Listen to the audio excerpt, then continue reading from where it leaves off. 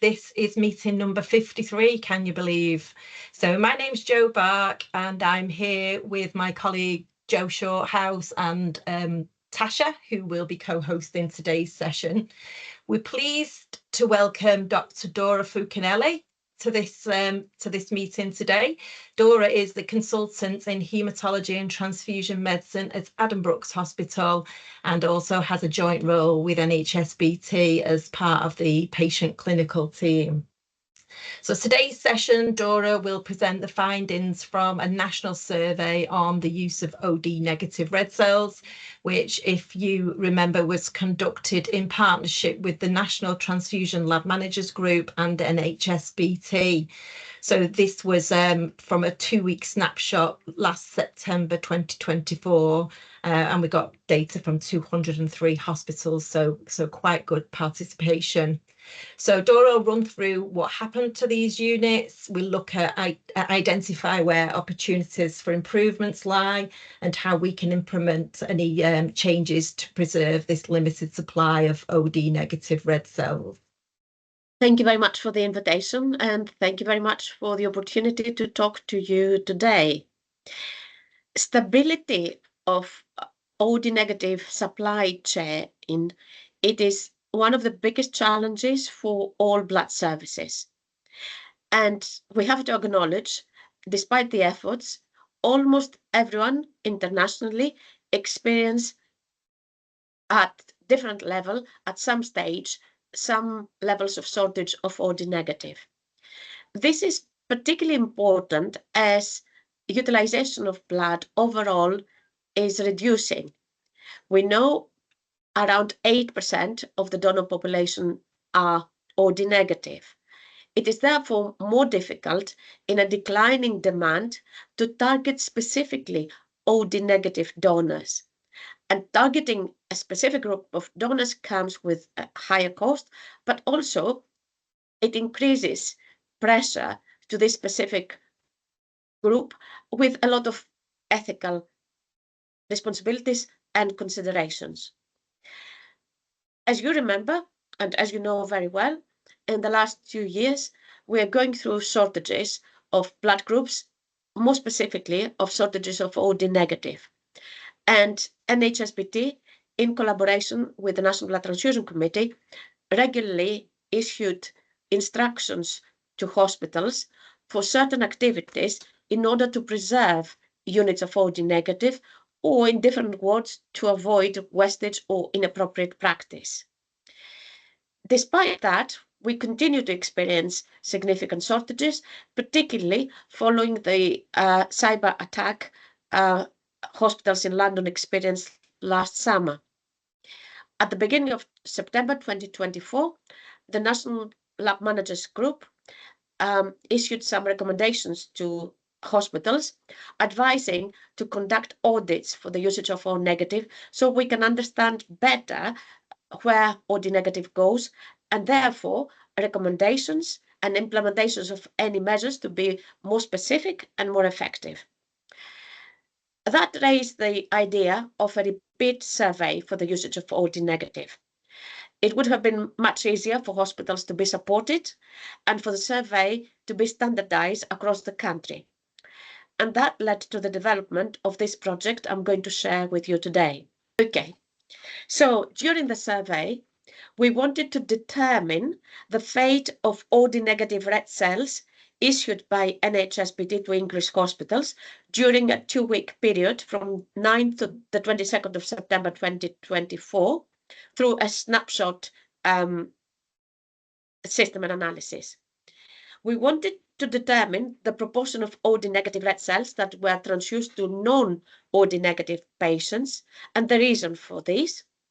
And we wanted to understand the use of OD negative red cells as a substitution for either requirements such as extended phenotype, other characteristics, or usage of OD negative instead of RO red cells.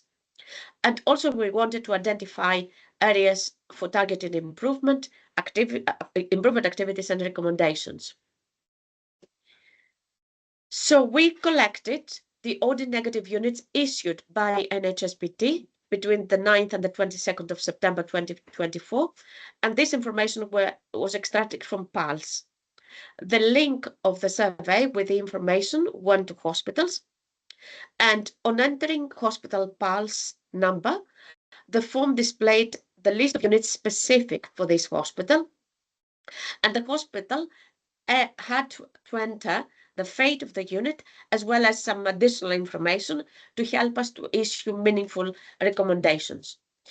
At the beginning of the year, we issued specific reports for hospitals who participated at the survey, and now we're about to issue the national report. Overall, we audited just below 8,000 units, and we invited 237 hospitals to participate. Eventually, we received the fate of 5,753 units from 203 hospitals, but we had to exclude some hospitals, and specifically the ones directly or sometimes indirectly affected by the cyber attack events, because these hospitals during that period, they were still forced to utilize an excessive amount of OD negative, much higher than their standard practice, in order to overcome the IT difficulties. As per every survey, and more specifically for audits, we had to follow some standards. And for this one, the standards we utilize, they are coming from the NBTC OD negative guideline. And the first standard is that OD negative red cells should primarily be transfused to OD negative recipients, and substitutions should be kept to the minimum. As you know, standards, they have to be slightly more specific. For example, substitution should be kept to the minimum, has some variation, and it depends on individual circumstances of hospitals and the position of NHS BT to provide specific blood. It was not possible for this standard to become more specific, and we have to accept a slightly vague standard on this occasion. Now, in an emergency, it is acceptable to use OD negative red cells for adult male and female patients age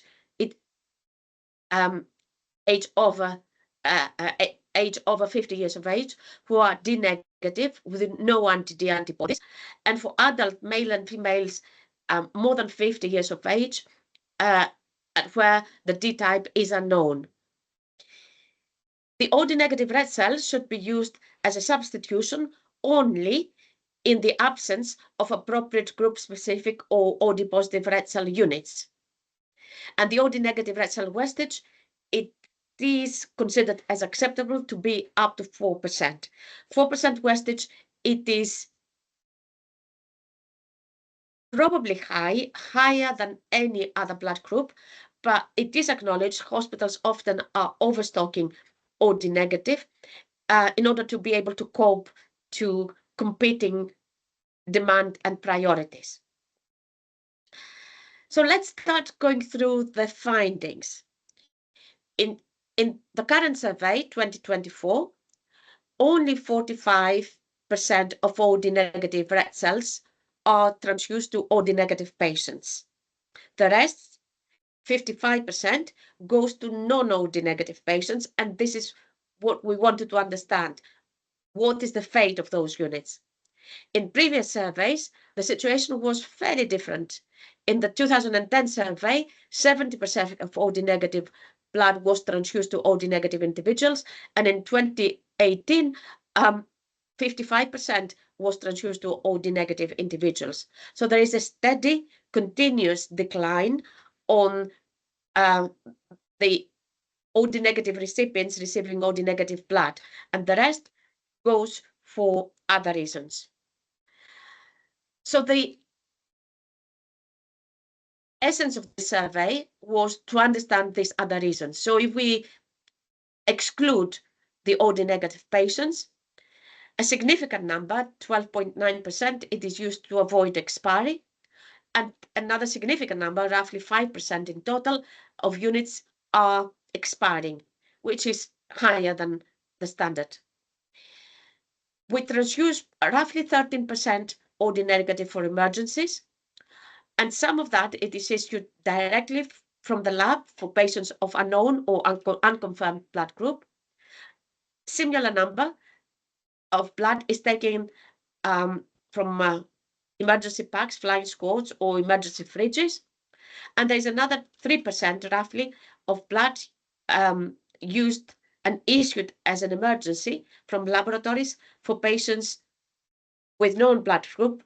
In most instances, there were patients where at the time the blood was issued, the laboratories did not have an active sample for a number of reasons, either due to clinical delays or mislabeling or wrongly labeled samples, so on and so forth.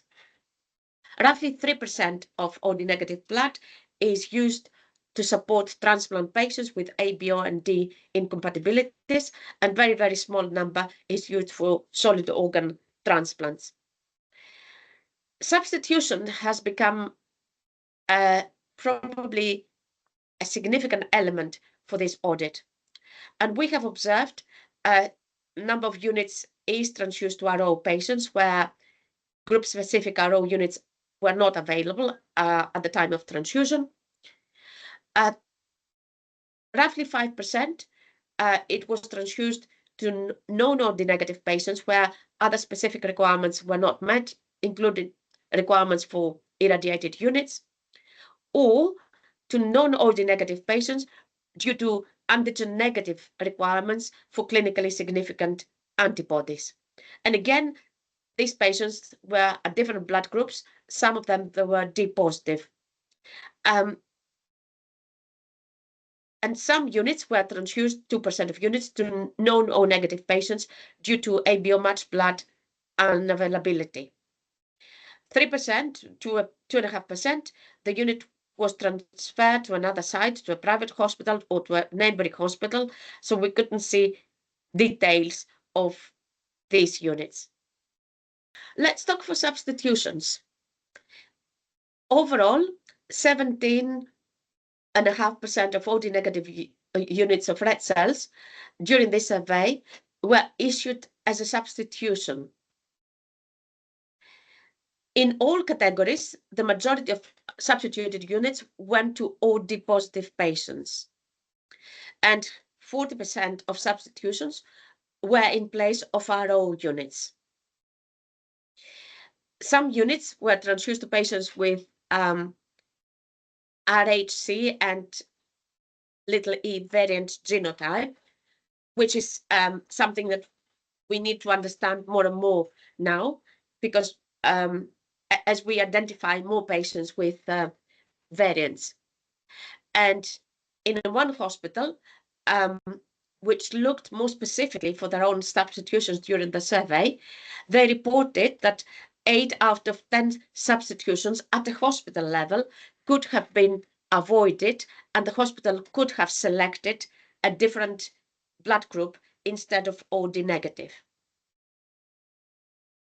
The problem of substitution, it is bigger than 17% identified from those units, because when I explained to you the methodology at the beginning, we ask hospitals to give us the fate of the units, and these are the units where hospitals requested as OD negative and issued as such, or there were units issued from RCI to hospitals following hospitals' requests. However, during the same period, we had another 963 units of OD negative issued as substitutions from hospital services, even if the hospitals requested something different. This was because at the time, hospital services could not identify a suitable unit for the hospital. And the majority of these units were ordered as RO units, and 46 were to non-RO individuals. If we put together substitutions made from hospitals or RCI, as well as substitutions made from hospital services during the same period, the overall percentage of substitutions during the period of the audit it is between 21 to 22%. In different wards, 1 in 4 or 1 in 5 OD negative units, it is used as a substitution. This is a huge amount. This is a big number. And as I said at the beginning, OD negative red cells should be primarily transfused to OD negative patients, and substitutions should be kept to the minimum. We are observing now that substitutions are creeping up gradually, some initiated by the blood service and a significant number initiated within hospitals. Let's move to the second important category, and this is the emergency transfusions. We know that it is acceptable in an emergency for adult male patients and female patients of non-childbearing potential to receive OD positive units. However, this is not what we observe in this survey. We noticed that 280 units were transfused from hemorrhage packs, flying swords. 284 issued by blood transfusion laboratories to a patient with unknown or unconfirmed blood group. 162 units issued by transfusion laboratories to non-OD negative patient with a patient with a confirmed blood group because of the reasons I mentioned previously. And 56 of these units transfused as part of an emergency transfusion. They could have been safely substituted with OD positive units based on patient age and gender. So we could have reduced this 12.8% to almost 6% if we were able, and hospitals were able, to apply good practice standards, and they were prepared to utilize OD positive red cells in an emergency where that was appropriate. The third area, which is of interest and significance, it is the area of wastage. Almost 5% of units were recorded as wasted during the period of the survey. On top of that, we had almost 13% of units were transfused to non-OD negative individuals to avoid wastage. We have treated and we have grouped the two under the same paragraph at the main table of the report. In a way, if we transfuse OD negative to avoid wastage, yes, of course, we do not bin precious units, but again, this is not the best utilization. And this reflects clearly overstocking, and overstocking for no good reasons. So the more we stock inappropriately, the less likely it is for this blood to be used for acceptable indications, such as emergency for women of childbearing potential or for OD negative individuals. And it goes to other blood groups simply to avoid wastage. Out of the wasted units, some were wasted because the cold chain was not maintained within the laboratory. Some were wasted due to time expiry. Some that were wasted in clinical areas where, again, cold chain was not preserved, and we had a small number of reasons where we couldn't identify exactly the reason for wastage. But preserving cold chain within the laboratory, as well as the clinical area, it was identified as the most significant reason for OD negative wastage. The survey identified significant regional variation. There were regions where even more OD negative blood goes to non-OD negative individuals. The practice in private hospitals varies in comparison to NHS hospitals, and again, very significant number of OD negative units goes to non-OD negative individuals, or it is transfused in order to avoid wastage. And of course, we have to acknowledge during this period, the cyber attack affected hospitals directly and some of them indirectly. As a result of that, the data were skewed, and this has been acknowledged at the findings. If we want to summarize the key findings of the audit, the most striking figure is the significant reduction of the percentage of OD negative red cells transfused to OD negative individuals. And with that, it comes together a significant increase of the level of substitutions. And we identify a very significant increase of substitutions within the hospital practice and from an HSBT. And the OD negative blood is used as a substitution for many reasons, primarily to support RO patients, but also to support other characteristics, immunological patients with antibodies requiring antigen negative blood, and non-immunological characteristics.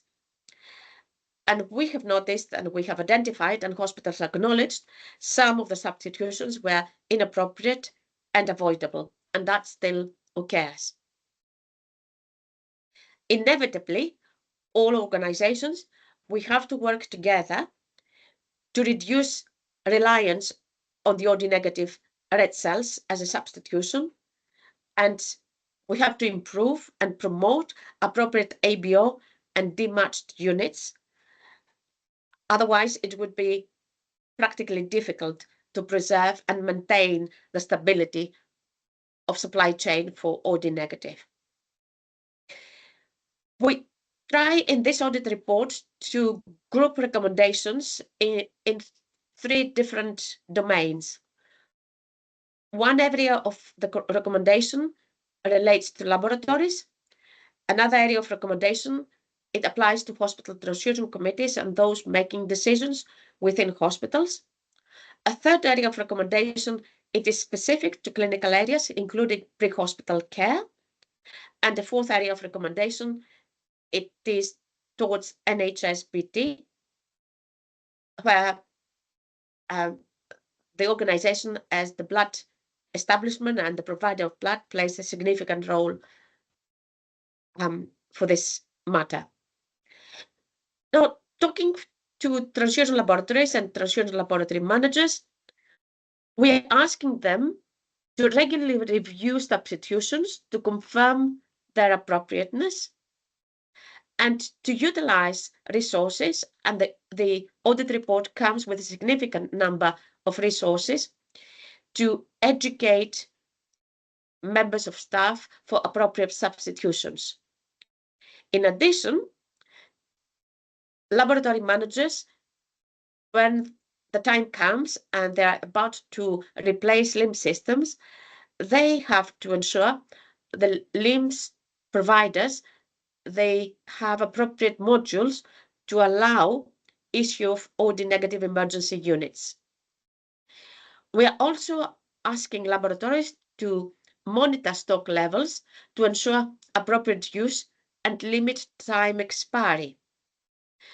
And by monitoring stock levels, we are hoping for laboratories to be able to reduce the number of units they stock, and by doing that, to avoid wastage, to avoid transfusion in order to avoid wastage. Also, the stock holding in remote fridges to ensure that they have sufficient levels of OD positive blood to be utilized in an emergency. And the laboratories should have the ability to order and use units of high specifications for specific blood groups and not to utilize OD negative blood to almost meet all the requirements for every patient. And also we want them, when they're procuring and validating new electronic blood management systems, to ensure that the systems are able to issue OD negative and positive units in an emergency. For hospital transfusion committees, we want them to have the appropriate policies in place with agreement with the clinical area for appropriate utilization of OD negative and utilization of OD positive for emergencies or patients undergoing massive hemorrhage. And we want hospital transfusion committees to allocate slots in their discussions to review regularly usage of OD negative and wastage of OD negative units and take appropriate actions. And we want them to discuss regularly the BSMS reports and recommendations specific to the hospital in order to adjust the stocks and preserve OD negative units, protect OD negative units from wastage or utilization in order to avoid wastage. And we want hospital transfusion committees to be able to allow arrangements for sharing stocks with local hospitals, including private hospitals, in order to minimize inappropriate practice, either in small areas or areas from a distance from NHSBT or from small private hospitals. NHSBT should review policies and document and advise appropriate and make decisions for appropriate substitutions and avoid over-reliance of OD negative red cells. And we want NHSBT to monitor regularly all substitutions, including substitutions for non-RO units made by NHSBT hospital services, as well as substitutions made by RCI.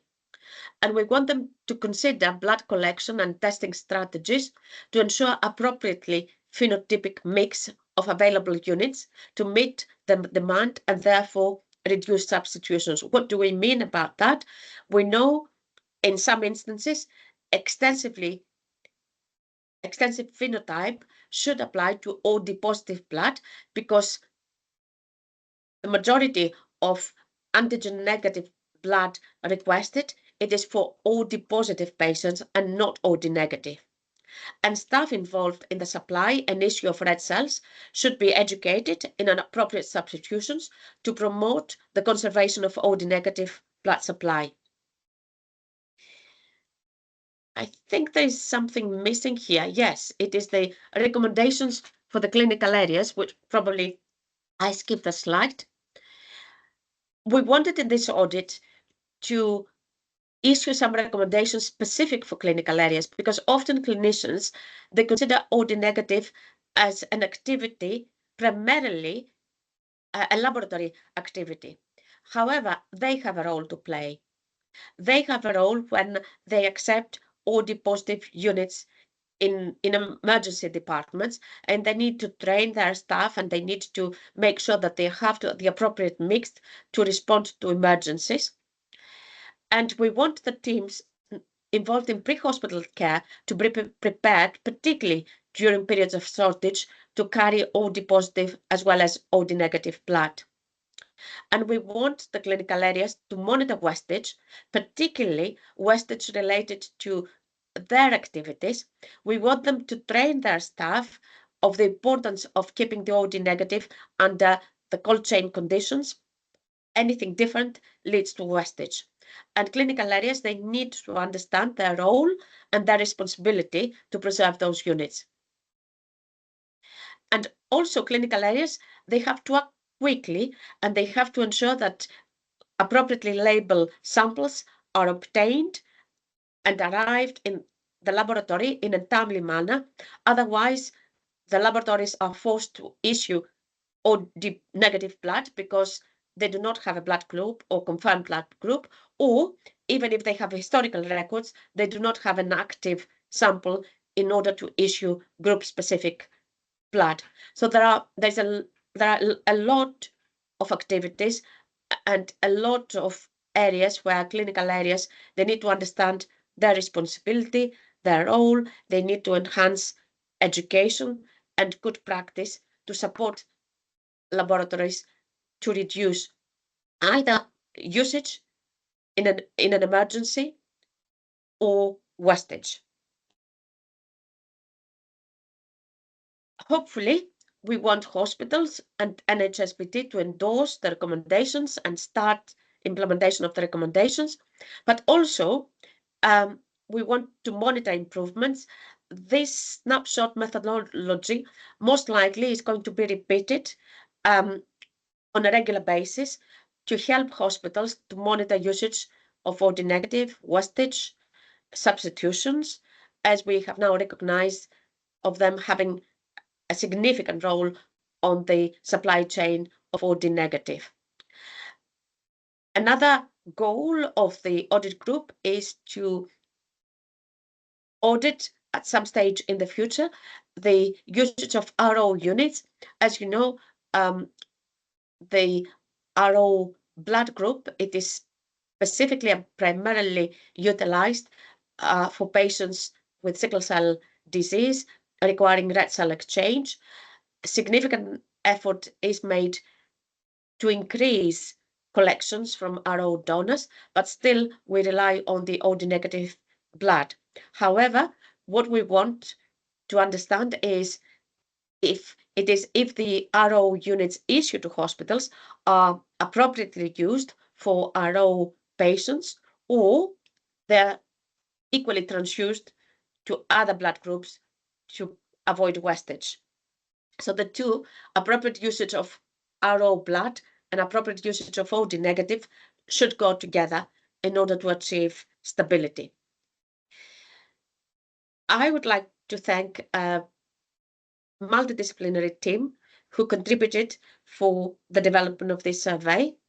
First of all, Julie Staves, Alison Muir, and Catherine Philpott and Kerry Dowling, laboratory managers from north to south and east to west of the country, helped tremendously for the correct collection and identification of the categories and the fate of the units, and helped hospitals for their requests.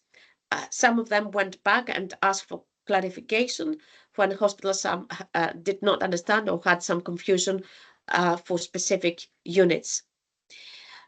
Fat Chaldry from NHSBT helped very much for the development of the survey, as well as Brian Hockley, the RTC audit manager, Chris Phillips, head of hospital customer services, Kirk Beard, who is the one who works for National Stock and Distribution Planning Manager, and he's the one who created the list of units issued to hospitals.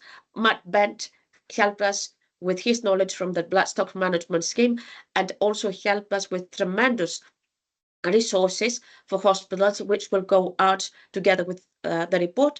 And last but not least, Tracy Tomlinson, National Lead for Patient Blood Management. She helped with the data collection, significant part of the analysis, and the writing of the report. Beyond and above everyone else, I would like to thank the hospitals and the laboratory managers who allocated time and resources for the data collection. For me, it was the fourth national OD negative survey I led in the last 17 years. And every time the usage of OD negative is another eye-opening exercise. It is the first time we are observing the reduction of the OD negative recipients as being the primary recipient of the OD negative blood. And it is the first time we are observing OD negative blood to be used as a substitution to this level. Ideally, the transfusion laboratories of the next, 20, 30, 40 years, they should be able to utilize universal components suitable for almost everybody. However, we are not at that stage, and we are not in a position to put this level of pressure to OD negative donors. We have now still to utilize OD negative blood appropriately. We have to preserve and reduce wastage in order to ensure an uninterrupted supply chain. We hope for the next few weeks to come out of the difficult period of the shortages. However, that does not reduce our responsibility to remain vigilant and preserve this precious blood group. Thank you very much for your attention. Thank you, Dora, for that brilliant presentation. You can see there's lots of applause going on. There's a lot of people on the call today, so yeah, much appreciation there. If you're happy then to answer a few questions, there's a couple in the chat, Dora. Someone's saying, is this a one-time snapshot audit? Which I think you just said we've done, a few, but it's a plan to repeat this to see if the recommendations are taken on board and to see if we are actually better managing OD negative. Yes, so on this occasion, we utilized almost the same methodology as we did in 2018, where Joe was part of the audit group at the time.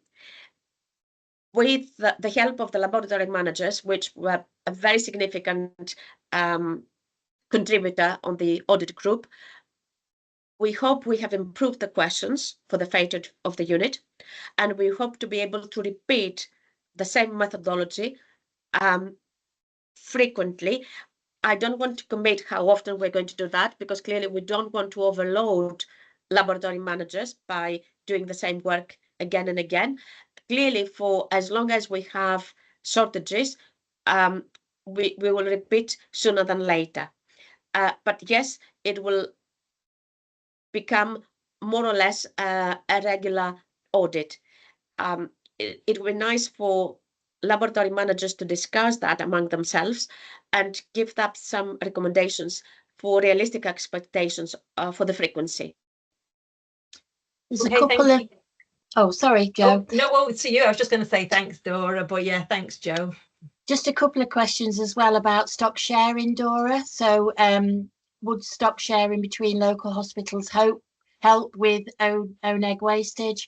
And then how can we share stock if NHSBT doesn't help with this? So obviously the benefits of sharing, but will NHSBT be helping with this? Yeah, thank you very much. I can start with the second question. The stock sharing with NHSBT is always part of discussions. However, it is beyond my remit today to make any comments or commitment around that. What I can do is to feedback when we're going to share the audit with executives within NHSBT. It is an ongoing request from hospitals to see some active involvement of NHSBT in the stock sharing activity. For the first question, it is important for blood not to be wasted, and we appreciate the difficulties of a small hospital where it is almost impossible, an impossible task to make accurate calculations as to how much OD negative they need to keep. And inevitably, every time they estimate a slightly higher need, they end up with much more blood of what they need to, or they are able to utilize. We don't want to see that blood in the bin. We don't want to see the blood being transfused in order to avoid wastage. However, stock sharing with a bigger hospital makes the bigger hospital even more responsible to handle the stocks and adjust their own requests to NHSBT at regular intervals, because then we shift the problem to the bigger hospital rather reduce wastage or transfusion to avoid wastage. What we want is to see as much blood as possible be kept centrally within NHSBT, because this is the only way for blood to be distributed evenly and to hospitals where there is a specific need. So to answer the question, yes, stock sharing helps, provided both parties, they understand their role. The smaller hospital to shift blood quickly to the bigger place. The big hospital, though, has the responsibility to adjust the routine orders, particularly standing orders from NHSBT, regularly. And I promise to escalate your requests internally about NHSBT's role for stock sharing. Thanks, Dora. Thank you. We've got a comment here, and also saying it's a great talk. When I look at the ONEG usage during major hemorrhage calls in this trust, if they use ONEG for an adult male patient, it will usually be a big K-POS unit. So basically, if they are using ONEG, and it's K-POS to get rid of the K-POS units, I presume.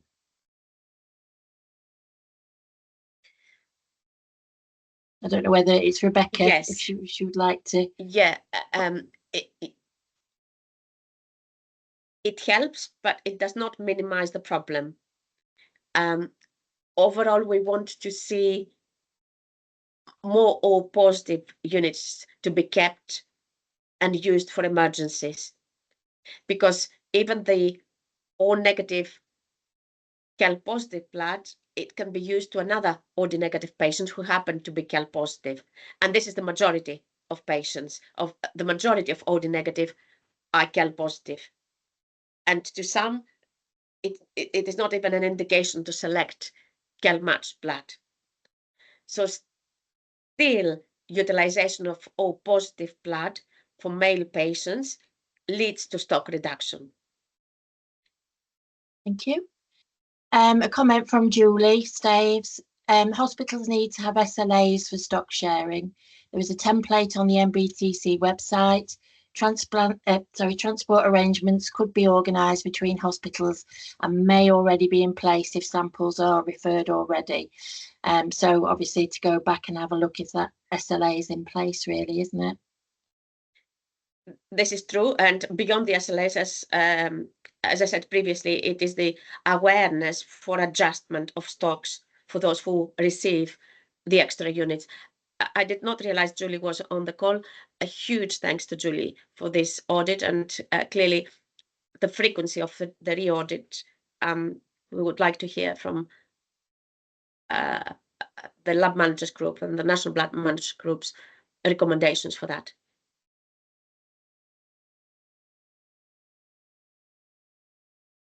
Thank you. I think that's all the questions in the chat. Am I right, Joe? Anything else? So yes, I think there was a comment just related about the timing. I know we're going to repeat the audit at some point, but somebody has suggested worth repeating the audit at different time points. I'm not really sure to see if there's any difference between NHSBT blood services and transfusion requests and those who might require OD negative blood. I'm not entirely, I think you may have answered that, but you know, you did say we will. I appreciate this comment. The 3 previous audits occurred in June. This one was in September. We randomly selected these 2 weeks in September. We know any period during the year comes with challenges, and each period has its own challenges, and the challenges are sometimes related to clinical practices, absences, holidays, a reduction of activities within hospitals, or NHSBT restrictions and difficulties. We know during the audit period, some hospitals were asked to accept OD negative Cal positive units because NHSBT had these units in excess during the audit period, but that happens periodically during the course of the year. The recommendation to select a different period, it is very much appreciated, and hopefully we will achieve that at the next audit. Dora, can I ask you a question? A couple of years ago, our team sort of went forward with a project on OPOS to males in trauma, and the results from that were that the vast majority of hospitals within England do have a policy to give OD positive to unknown males, adult males in trauma. I mean, the results from this survey seem to sort of, they look different to that, don't they? Do you think that the policies are there, but they're maybe not adhering to the policies, or? It seems to be the case. It seems to be the case because, and this is where we are asking, first of all, hospitals where they do not have appropriate policies to introduce, and second, for hospitals to compare their own data based on their policies. Yes, because we don't, there's no other way to improve implementation. Hospitals, they should look at their own practices. It might be lack of education or the fear to implement something which has been already approved, or a resistance from clinical areas where laboratories are about to issue OD positive or advised to issue OD positive, or something which was put in place and then forgotten. Little things. We started this project with the ED department, but at some stage something happened, the fridge failed or something, and then when we tried to restart again, we forgot the arrangements and the agreements and what plans we had in place. Thanks, Dora. Thank you. But I think the substitutions, and I want to repeat that, the substitutions is something we need to pay attention and we need to focus from the hospital's perspective and the NHS perspective.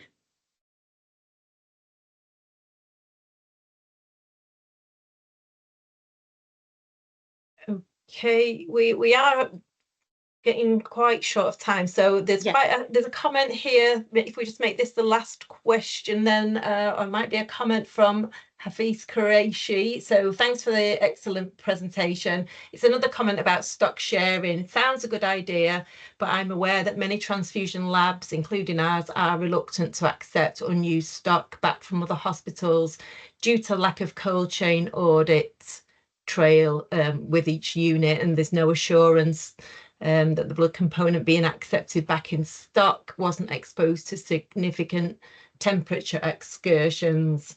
So that had been picked up by an MHRA inspector. So it does seem to hinder that process, certainly at that particular trust. Yeah, I suspect